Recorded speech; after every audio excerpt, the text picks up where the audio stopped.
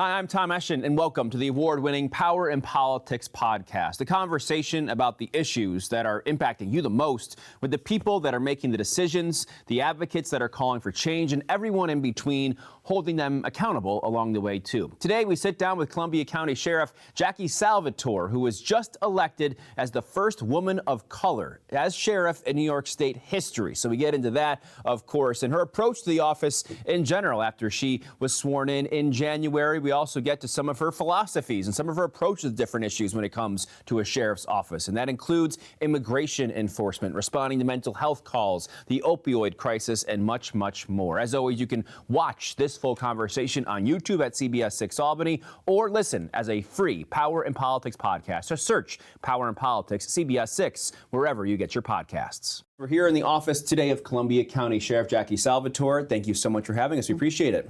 Great to have you here. Yeah, so obviously newly elected here in office. We just heard, of course, this milestone and breaking this barrier, the first woman of color to be a sheriff in New York State. How have the first 3 months or so gone now? Can't tell you much about the first month. It was really busy. It's been pretty remarkable. It is a privilege and an honor to sit in this seat.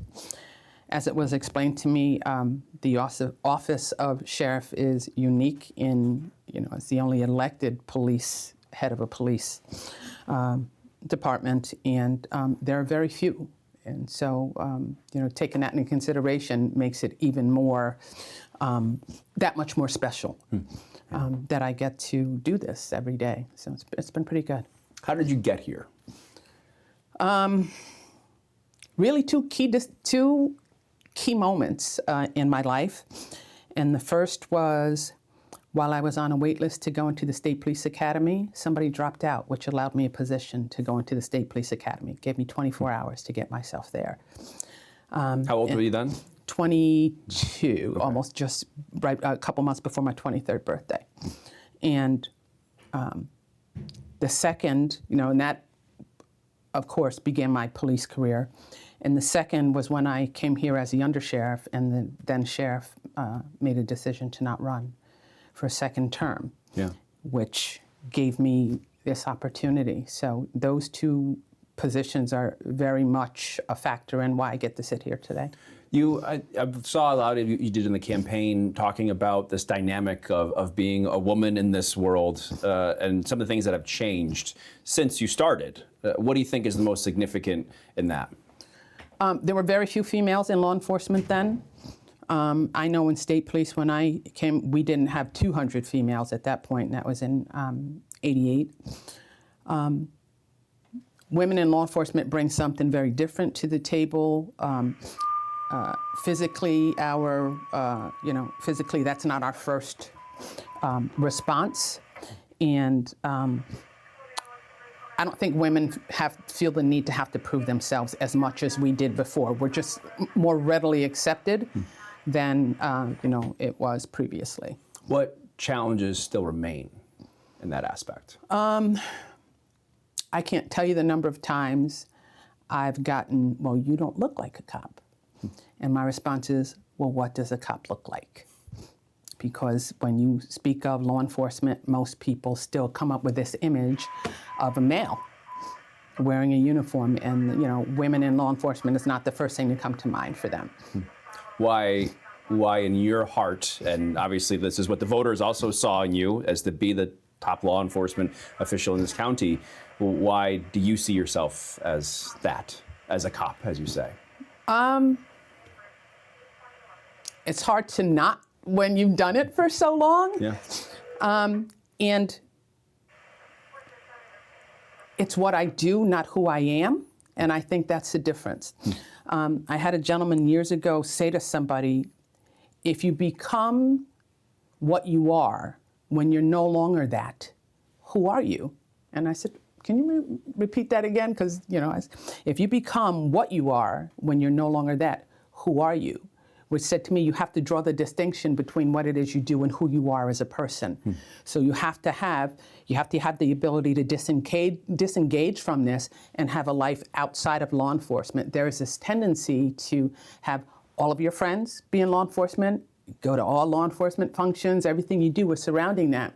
And then you lose the essence of the people you grew up with and your family and all those other people who've added to your life that built the person that you became when you went into law enforcement. So I want to get deeper into that, but for the sake of our television portion of this conversation, I wanted to get into one more of the newsy elements, just so we can get you there, because we do have, and this has been sort of some of the part of the conversation of the Sheriff's Office in Columbia County when it comes to immigration enforcement here. And a few years ago, we can get into that in a moment, there was some sort of the community, some pushback when it came to how things were handled. Last week, 4 people reportedly were detained by ICE.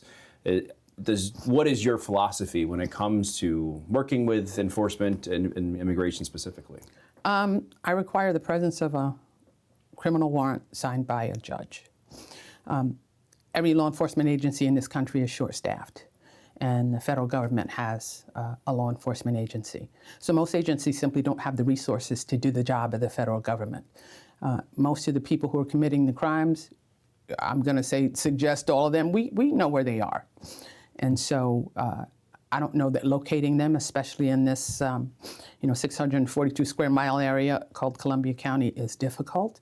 So if they have someone that they're looking for, I don't think it's a stretch to ask them to get a warrant and present it, and then we'll assist. Is something like last week something you're made aware of? Is that? I was not aware of their presence here. Yeah, we've heard that with other agencies, that sometimes no one's been notified or whatever. After the fact, is there anything that comes to you? No, you know what? I try not to read into it because I don't know who they were looking for or why they were looking for them. So I just leave well enough alone and hope that, everything happens, everybody is safe. I also did want to ask, too, because obviously you've been the undersheriff here since 2021, is that right? 2022. 2022, I'm sorry. And there was that issue with an individual within the Columbia County Jail. I know some community members were upset at how that worked when it came to the arrests. And I believe that you said, on the record of saying this was a matter that the sheriff at that time thought it was a matter of public safety, didn't want to go out and do something in the public that could have caused an issue, right? Correct. Okay. At that time, he was quoted as saying the non-cooperation policies only apply to law enforcement, not correction staff, when it comes to coordinating with immigration enforcement. Do you align with that, or does that go a broader policy for you? I'm trying to remember exactly what the policy said. Yeah. On traffic stops, we don't ask for a country of origin. We ask for the basic information. You have a valid driver's license. Do you have proof of insurance? Do you have those things that are necessary or required for you to operate a motor vehicle on the roads of New York State? And once you come into corrections, there is an entirely different set of rules. And the law says that we have to ask all of that information and maintain that record. And there was no time limit on when you can get rid of those records. My understanding is you keep those records, for as long as they need to be kept. And so we don't actively call an agency and say, hey, we have this person. There are biometrics involved. Yeah, and once that like that, yeah. And so once that person's information goes into the system, other people who have access to that system, law enforcement and the federal government, have access to that information. So they will know when that person, you can call a court and find out when that person is being released. So it really has not a lot to do with our disclosing anything or what they need to do. When you say you don't ask, and I think that's some of the questions at the state level and some of these other counties that have these 287G, and then there's different iterations of that as well that people should know. And there is the one where the governor's trying, I believe they're proposing to not deputize any law enforcement, right? And make them immigration. And then you just alluded to that, and you were mentioning we don't have the staffing, we don't have the ability to be able to also do this in addition to our other jobs. Right. That's one reason. When you say you don't ask when there's a traffic stop, why? Why is that something that you don't think is necessary? Because the only reason we would need to ask that is if we are looking to enforce some level of federal immigration. Yeah. That makes a lot of sense. The other aspect of this, and then we'll wrap up with the immigration, is the whole idea of the flock cameras. Yep. I think there is some questions, and I know that communities, we've heard it around the state, some concerns about surveillance and then coordination with immigration enforcement as well. What is the philosophy here? What does that look like here in Columbia County right now? As far as privacy, we're not looking at, who's hanging their laundry out. I mean, it really is, and we're not invading people's privacy. If we are looking at anything, it is for a documented criminal investigative reason.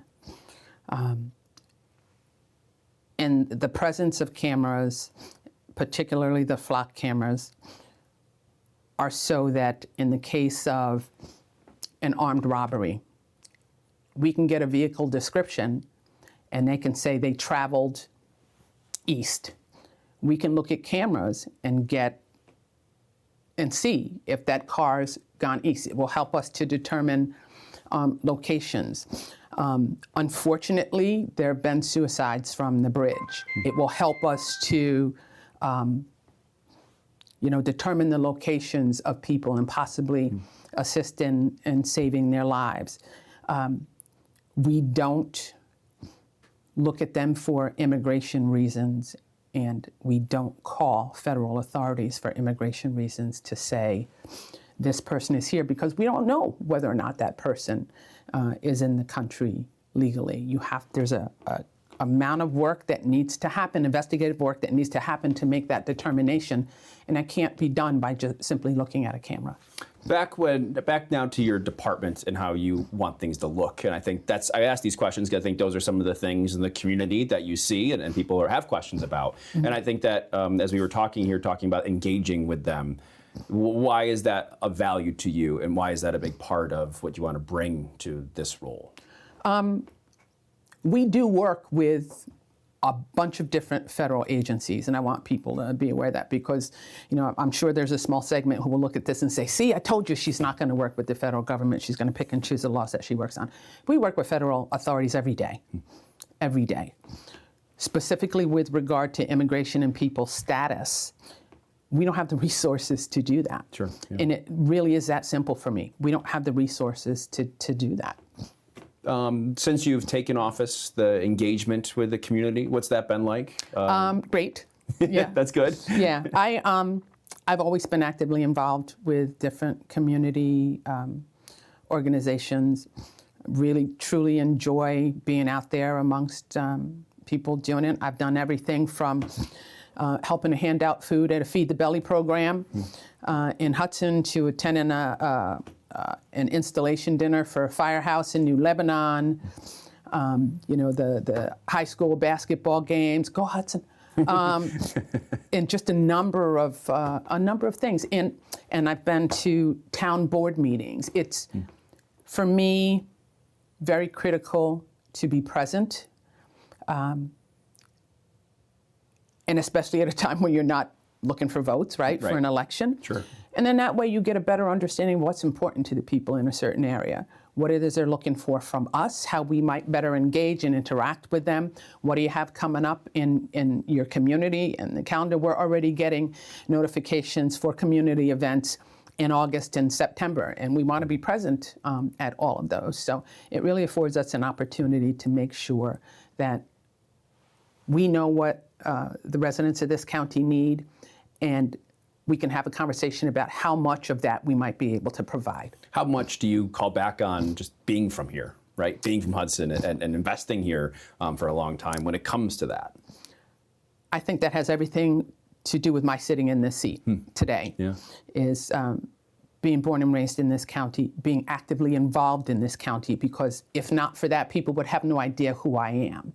And I think that has a lot to do with it. And in my little world on the campaign trail, I said, everybody knows who I am. Of course, that's not the case, right? So for those who didn't, it was really nice to go out and have a conversation about what I've done, what I've experienced, what I want to bring to the table, because a lot of people had no idea and they asked questions, and it was really nice to be able to have those conversations. How does that impact the way you run this place in terms of the deputies going out on calls? And obviously, a lot of them are from here, as you know, and some might not be born here, but they might live here. But your experience living here and knowing it, how does that impact the sort of the dialogue and the approach when it comes to going to calls of different natures in different places? Every police agency has a mix. You have the deputy that can talk a spider off of a wall, right? And then you have the deputy, that you want to bring to a bar fight kind of thing. We cover the spectrum, just as with any police agency, but with regard to responding to things, we are apolitical. We don't ask what your political affiliation is. You have a need, we show up. There's a level of professionalism that is expected. There is the presence of body camera. Everyone has a body camera. So the footage is there and can be reviewed. And if there's a complaint that comes in, there's the complaints that come in here. There's a citizen review panel. There's an ethics board here in the county, and I can say happily in my tenure being here, we haven't had to utilize any of those, which speaks volumes to how the deputies respond. So then you think about, you mentioned a lot of sort of that engagement and the different individuals you have, and that sort of makes you think of the recruitment retention idea. And then you get to, I've had, I'll bring up an example of sitting down with the Albany police chief. Obviously, they've really had some struggles staffing their unit and their department over the course of the last few years and working really hard to do that. And the police chief has told me we need to start telling some of the good stories. We need to communicate that better. And that obviously there's a role the media plays in that. I'll acknowledge that in one way or another. And obviously that's up to our discretion as well. But the police department itself, he said, we need to do a better job of that. For you, where does that fall when it comes to making sure that people want to work here and stay here? One event that comes to mind immediately for me a lot, and we had such a great time, is we had a water balloon fight with fifth graders. We brought the boat, we had totes full of water balloons, played Eye of the Tiger as we're, going on to the field. That was, amazing. We just had a dodgeball tournament. We had a team at a dodgeball tournament at Ichabod Crane School District. We do the community events. We do big truck days. We do the fairs, the town events. We started a program here that we called the Wheels of Justice, where we have people from the community who donated bikes. We had a local bike shop, Berkshire Bike and Board, give them a shout out, who came and trained a couple of people in how to repair bikes. So we repaired the bikes, and then we worked with Columbia County Reentry, Greater Hudson Promise Neighborhood, the youth department, to donate bikes to people in the different people in the community. We have several members who are part of fire departments and rescue squads. There are so many things we can branch out into and do here. That's critical to the success, especially for recruitment. The biggest recruitment tool we have is our people. So if we're not ever present at anything, then we're not ever gonna get anybody. And then it's away from what you do every day. Nobody calls to say, I'm having a remarkable day, right? So most times what you respond to is heavy, whether it be a domestic or an accident or trying to locate someone's lost parent who wandered off. And when we get to do those extra things, it's fun. And a lot of the deputies here really enjoy being able to go out and do that, and they mention that. That they really enjoy being able to get out and do that. And that helps to increase morale. And then I think that in itself shows to people that they're interacting with, with the community engagement and the different functions. Because when they're miserable, people see that, and they're not going to tell anybody to come and work here. Right. Right? They're going to say, no, you don't want to come there. It's miserable. So Because some of that is combating, I guess is one way to say it, is perception, which I think policing has struggled with. And I'm curious, as obviously we talked earlier about being a woman of color in this role, some of that perception, some of that came out of George Floyd and that the whole racial element of policing. Where are you in that when it comes to sort of that perception of law enforcement and policing in general? my parents moved here from the state of Virginia when my mom was pregnant with me. And they both went to one-room segregated schoolhouses. Right? They grew up in the segregated South. I'm grateful to my parents for having moved up here and being able to look at people as people, because mean people and nice people come in all shades and genders. This area was great to grow up in. And for us growing up, we were taught, you go to work, you pay for the roof over your head, you make sure your family is good. If you got something left, you go and you do something, nice for yourself. But people will always be people. I remember going to a funeral and just, being really afraid. And my mom said to me, it's not the dead people you need to worry about, it's the live ones. That'll hurt you. But just looking at people as people is just huge. And as far as being, a woman of color in law enforcement, I didn't even consider that when I went into state police. At that time, for me, I would take any exam that was a promotional opportunity, and that was a $5,000 raise, where I went from $13,000 to $18,000, which was huge. Yeah. Right? So for me, it was the ability to provide a better lifestyle for my daughter at that point. So doing that, and I was coming out of the cafeteria at the State Police Academy, and there was a woman standing outside, a black female standing outside, and she looked at me and she says, "You're number 6. And I didn't know what that meant. And I said, okay, I don't know what that means. And she says, "You are the 6th black female to join the ranks of the New York State Police." And I was blown away at that. I just looked at it as this is a remarkable opportunity to provide a better life for myself and my daughter. And then, as you mature, because I'm in my early 20s, so as you mature and you realize you don't see many people who look like you in this profession, you start to ask questions why. It's very different growing up in a small area than it is in a larger metropolitan area. Yeah. And when you look at media coverage, most of your major police incidents happen in those larger metropolitan areas. So I can understand from that viewpoint why a lot of people of color wouldn't want to join law enforcement.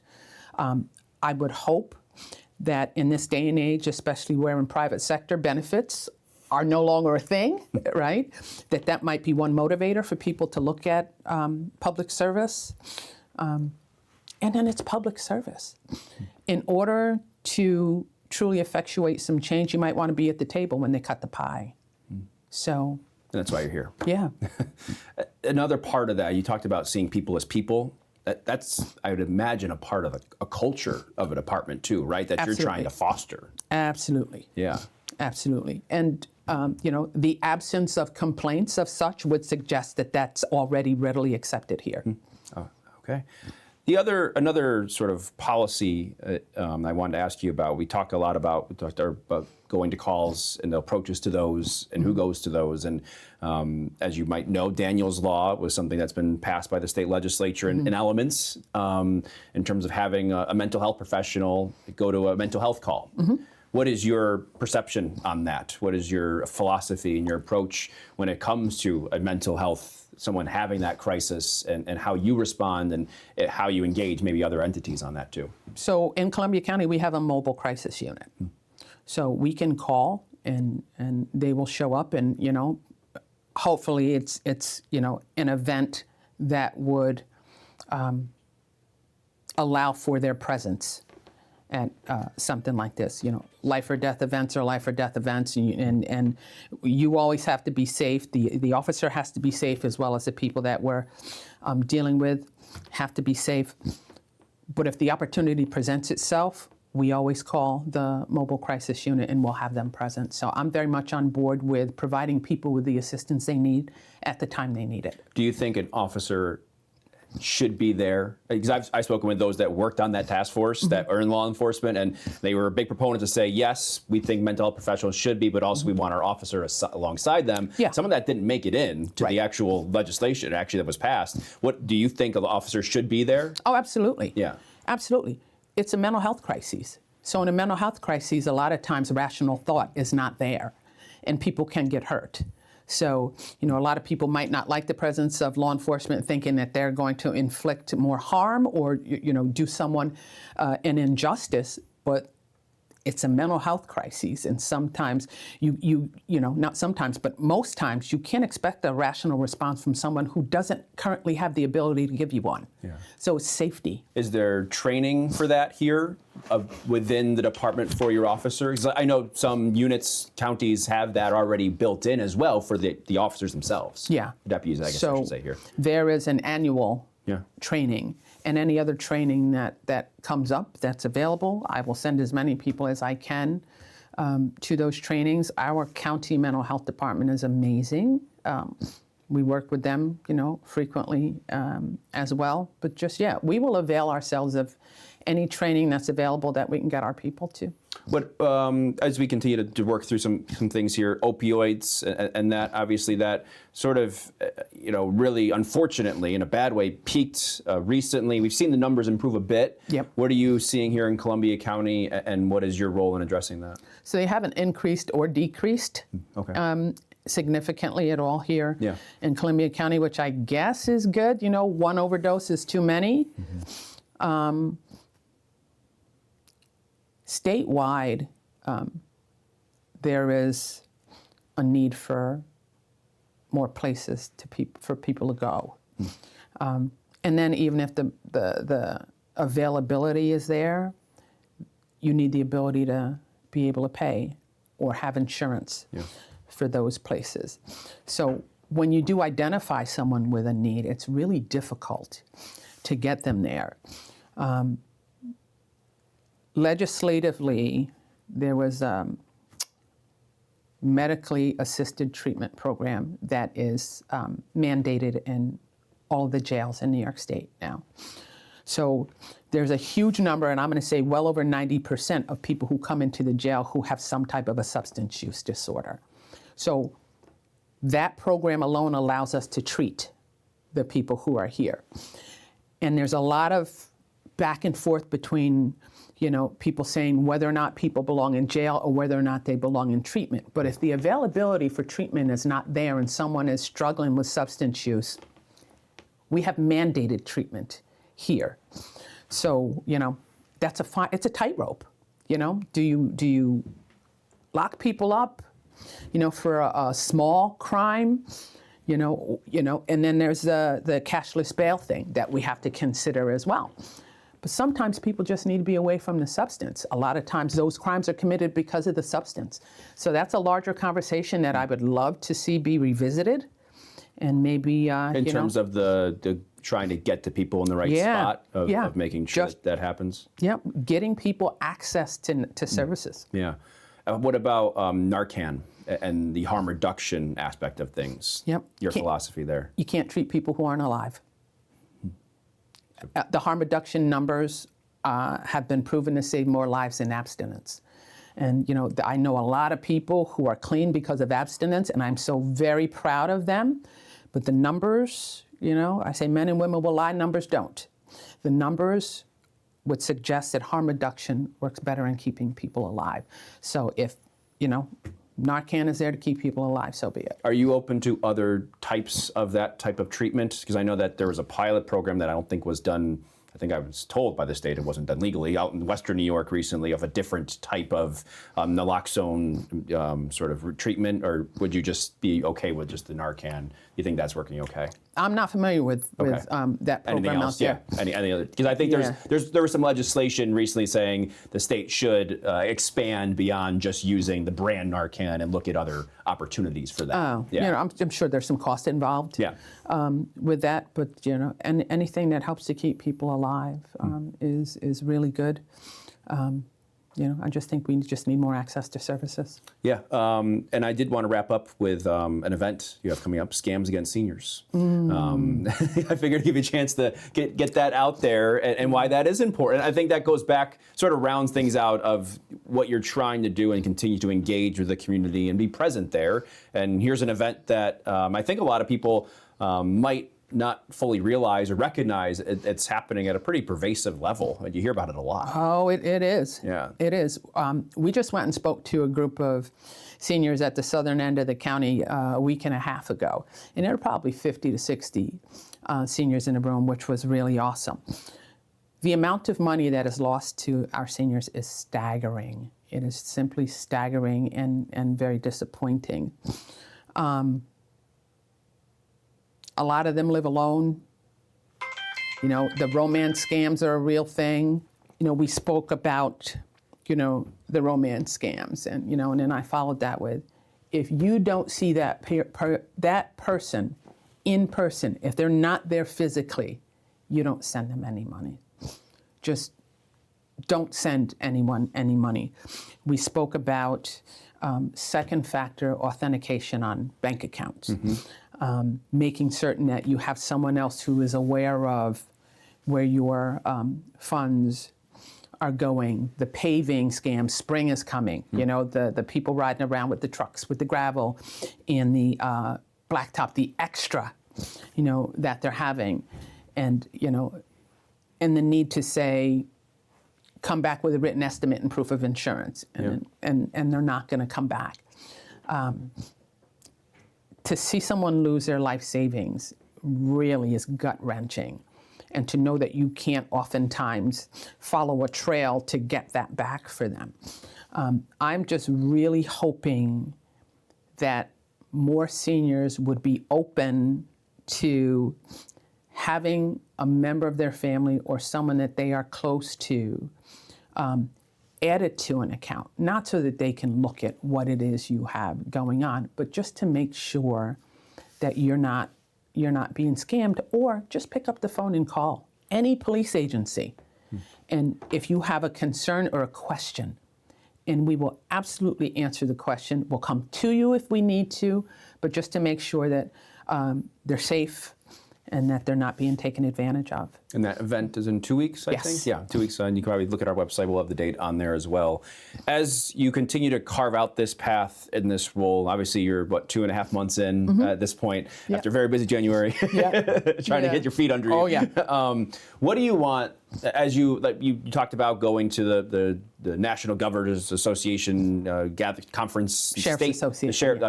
The Sheriff's Association conference, both statewide, nationally. What do you want the rest of the state to know, potentially learn about Columbia County and what you're doing here?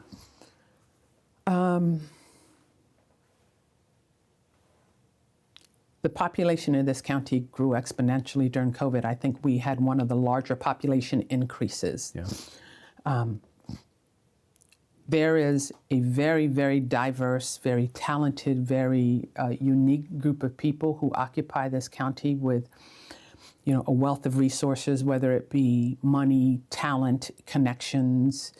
But we're not unique.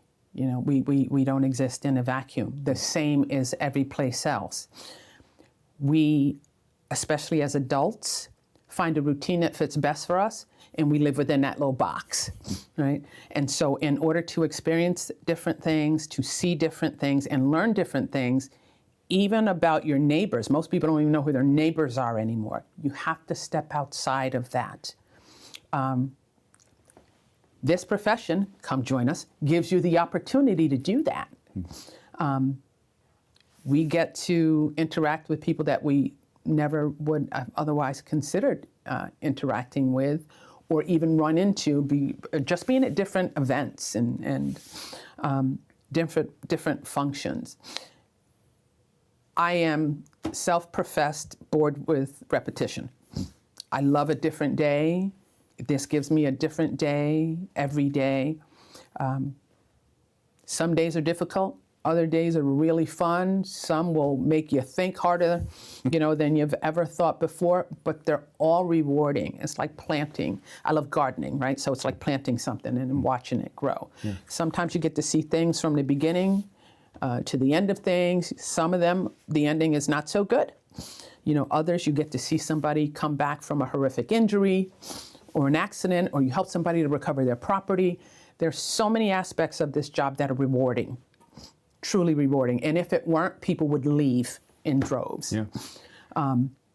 And so there's just so much, and then there's the specialized units.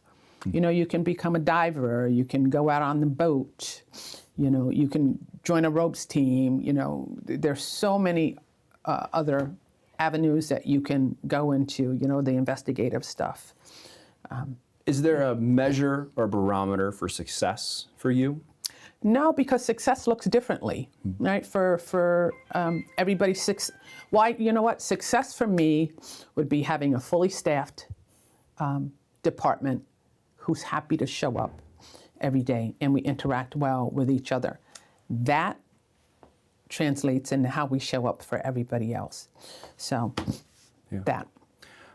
Sheriff Salvatore, really appreciate your time. Thank you. Thank you for coming. I really appreciate you. Thanks for listening. We appreciate it. You can always find us on our Power in Politics podcast page. Just search Power in Politics CBS 6 wherever you get your podcasts. It is free. Subscribe and like and give us a rating today so that way we can continue to grow and talk to more of the people that you want to hear from here on Power in Politics.